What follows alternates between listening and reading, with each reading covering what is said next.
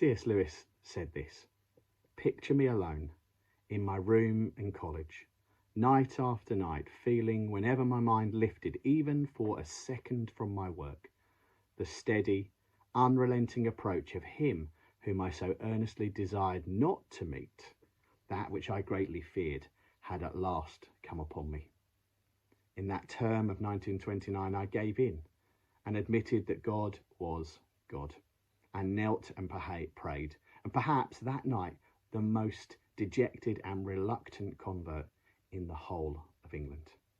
He goes on, I did not then see what is now the most shining and obvious thing, the divine humility which will accept a convert even on such terms. For the prodigal son at least walked home on his own feet, but who can duly adore that love which will open the high gates to a prodigal who is brought in kicking, struggling, resentful, and darting his eyes in every direction for a chance to escape?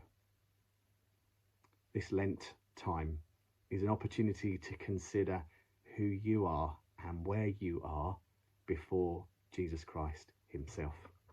I don't know when you first encountered God, or whether you have encountered God, whether it was like C.S. Lewis, very reluctantly, or whether you have always believed in some way, shape or form, or whether you are running into the kingdom because you just couldn't get enough.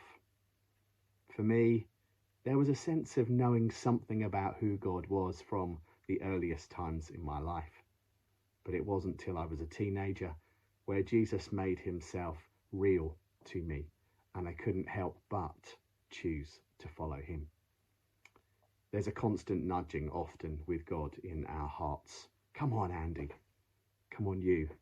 Whatever it might be. But it's about a recognition of who God is, that he has the responsibility and we have the choice to follow him. One of my favourite verses at the moment is Proverbs 3 verses 5 and 6. Trust in the Lord from the bottom of your heart. Don't try to figure out everything on your own. Listen for God's voice in everything you do, everywhere you go. He is the one who will keep you on track. And I need that reminder every day during this Lent time, so that I'm not tempted to be swayed off of the track. As this Lent, I focus on the God who is calling me and the God who is calling you. Hopefully, we won't be reluctantly brought into the kingdom, but when God calls, we will choose to follow him.